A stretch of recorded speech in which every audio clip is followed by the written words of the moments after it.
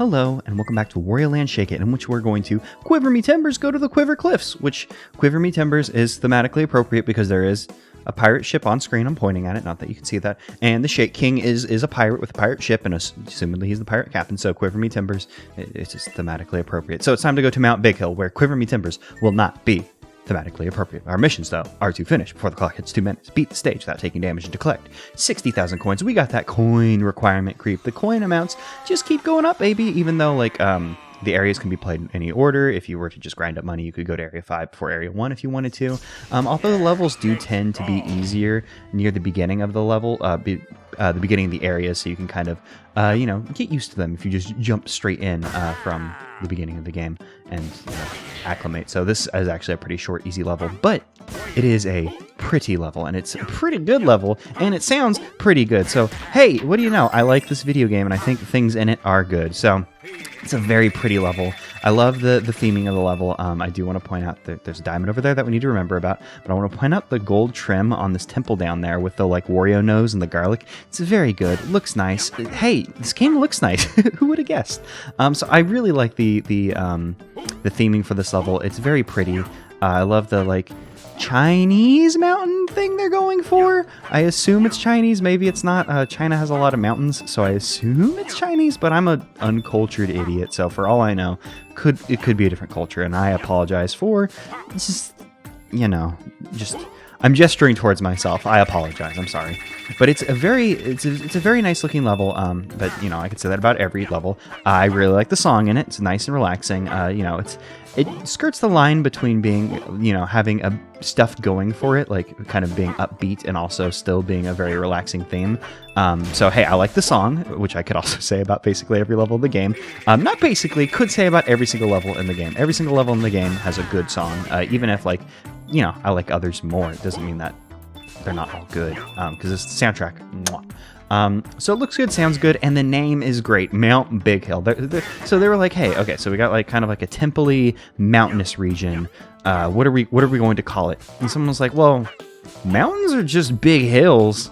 And then everyone looked at them and like, oh, you're a genius. Mount Big Hill it is. It's a good name.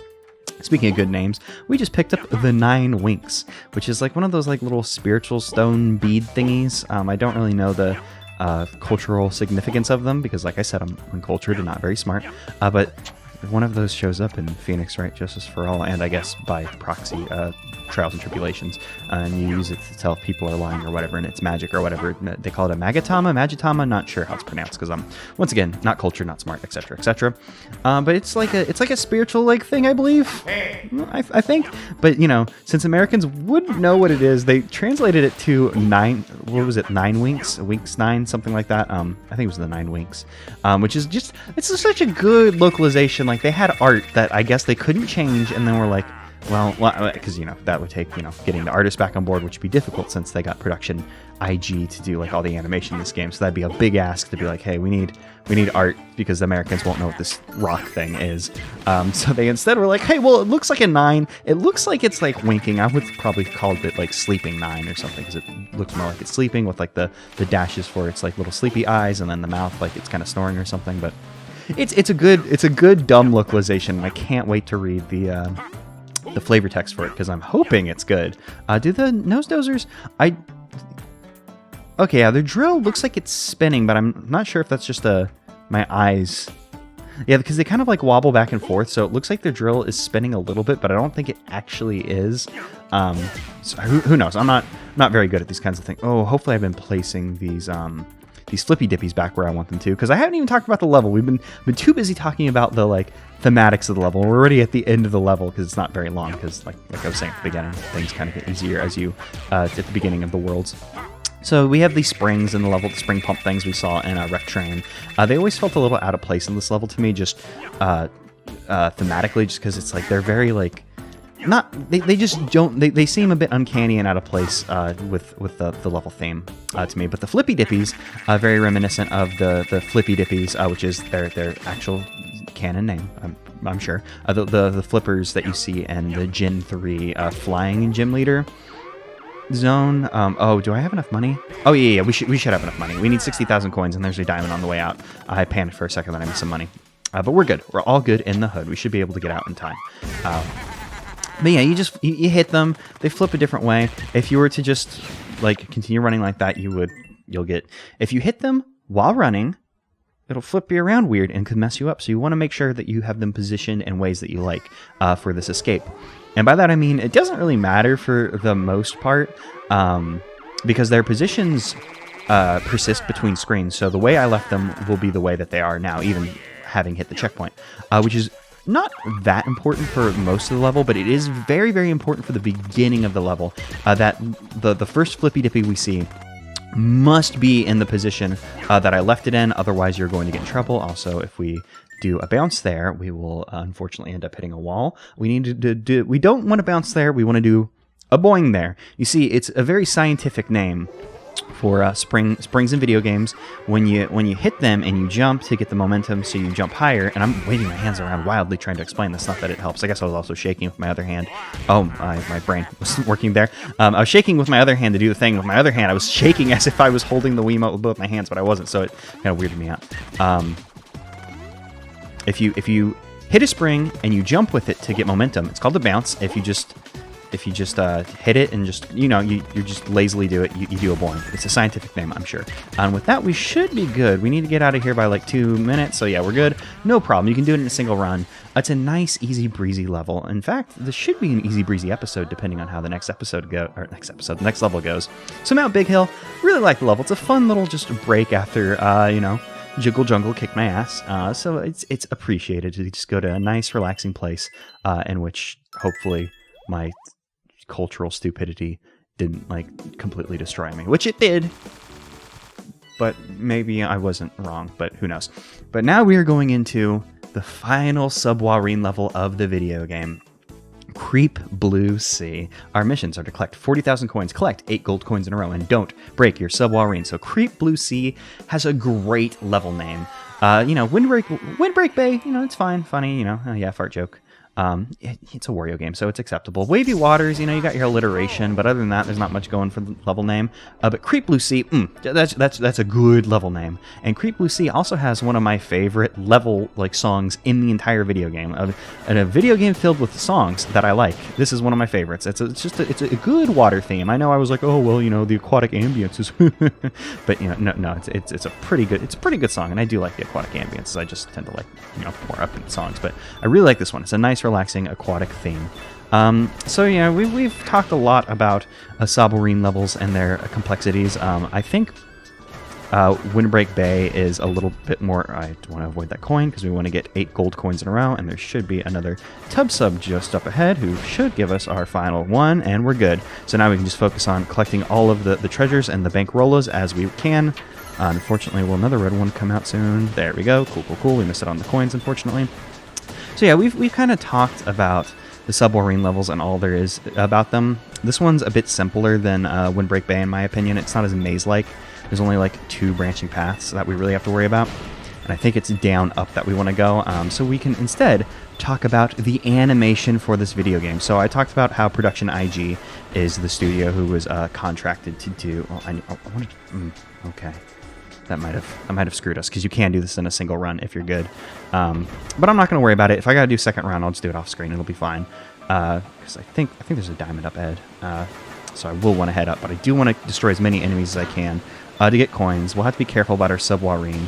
We don't need to be too careful because we have a ton of health at this point. So, you only break it when you hit half health. So we have a lot more room than we used to. But Production IG. So Production IG was contracted to do the animation for this game, both cutscenes and in-game art. So they did everything. Well, there was another company involved, but we'll talk about that in a moment. This level does have a mini boss before the end level mini boss. It's pretty simple. It's just the same thing we've always seen. You just get up there, you just blast the hell out of it, no problem. So I want to talk about the animation, and I'm not going to stop until I get this out of my head. So the cutscenes in this game seem to run at 24 frames a second with the art. Well, certain bits, depending on how the focus is, how fast it's supposed to be going, it kind of vary. But as a whole, it runs at 24 frames a second, with some slight variation for things. The game itself runs at 60 frames a second, I believe. Perhaps I could be wrong about that, but based on my tests with the emulator, which could be wrong because it's not native hardware, so perhaps on native hardware it's a bit different. but the game runs at 60 frames a second, but the animation only updates on a 30 frame a second basis. So what happens is, whereas Wario will move every single frame, but he doesn't actually like oh no, we needed to go down. That's bad. We needed to go down there. So we want to go down here to get the second treasure so we can potentially do this in a single run. I'm not sure if I'll be able to make the money requirement because it seems a little tight, but we'll do the best we can do. And if we have to do a second run through, we'll do that, which we may end up having to do because I'm getting dangerously close to breaking my Subwarine. So yes, the animation seems to run at 60 frames a second, updating the animation every other frame. So like if you're like moving, like Wario will seem to nudge along, and then like every frame, but then only every other frame will he actually like update his animation, which could be an emulation thing. I couldn't like really check this on hardware because I don't have recording software, recording hardware to plug into like my actual Wii or Wii U to test this, and then I can't trust YouTube videos because who knows what frame rate these people recorded at and then rendered at, and then YouTube, etc., etc. It's an entire thing. But these are for my own tests. So the animation of the game's pretty good, and there's a lot of frames of animation in this video game. Wario himself has over 2,000 frames of animation just to do his Wario things. And I don't think we're going to get the level money requirement because we're 2,000 gold short, which is a shame, but we did our best. There is a final barrage of enemies, but I don't think there's going to be any like big hitter things in here. Yeah, like if there were like a bunch of tub subs, it could be possible, but it seems to just be a bunch of these plungers coming at us because we're coming up on the boss of the area, so I will have to do a second run through. So Wario has over 2,000 frames of animation for himself. The enemies have over 6,000 frames of animation to do their thing. The backgrounds are non-repeating, so like anytime something changed in the level, they had to go and like physically change the picture as well, because these don't repeat. Like they'll utilize some art assets and repeat them between each other, but like it's not like just like a tiled frame like it would be in most video games. And apparently Production IG, the people who do the animation for this video game, got a company called I can't remember it. Kusanagi, I believe is the animation studio, to help with the backgrounds. And apparently Kusanagi just does background like production and just straight up production for like basically every anime. Looking up the list of things they've touched is like huge. They've worked on so many damn things. So that was the animation I wanted to talk about. There is one more neat little fact I want to tell you about a Wario Land Shake It, which perhaps I'll tell you about now while we go back and get some of the gold, which we're just gonna. I'll show you what the paths that we didn't take look like while I regale you with the story.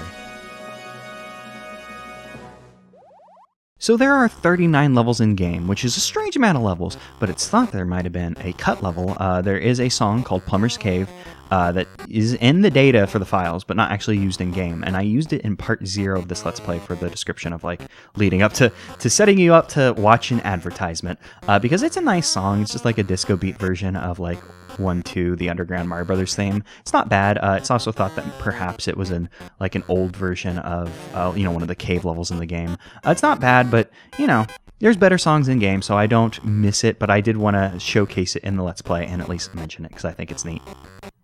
But the 40th level thing is kind of just conjecture, because I was just like, hey, 39 is a weird amount. 40 probably seems because it's nice and round. But there's a ton of levels in this game, and it's great.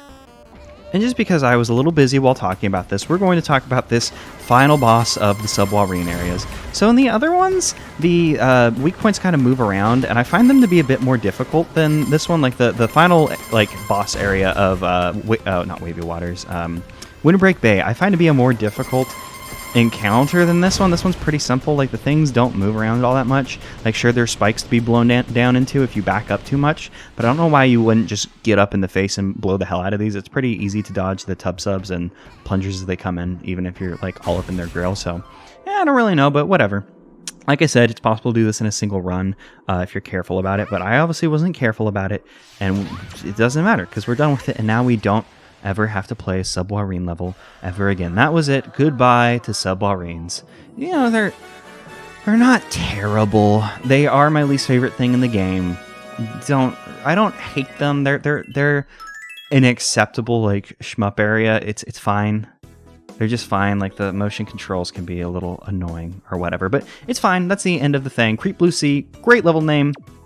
Great level song, one of my favorites in the video game. But that's it for the episode. In the next episode, we will be doing the end of the video game, sort of. We will be finishing the main campaign, and then after that we'll go on and do like the bonus secret areas and such. But just to warn y'all, next time's probably going to be a lengthy episode because we're going to be doing the end of the game. Just I guess wanted to let y'all know about that before we did that. So time to look at our ill-gotten gains for, nope, not that one.